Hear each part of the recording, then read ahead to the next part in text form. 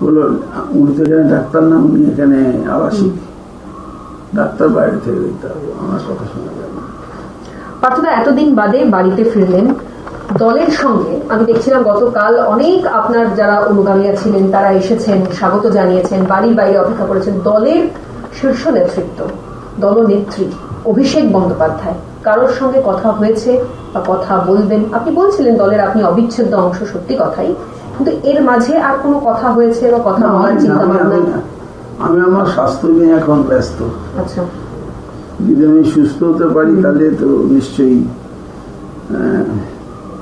কত করে। আমার সবচেয়ে বড় কমিউনিকেশনের অভাব হয়ে যাচ্ছে, আমার ফোনটা নেই না।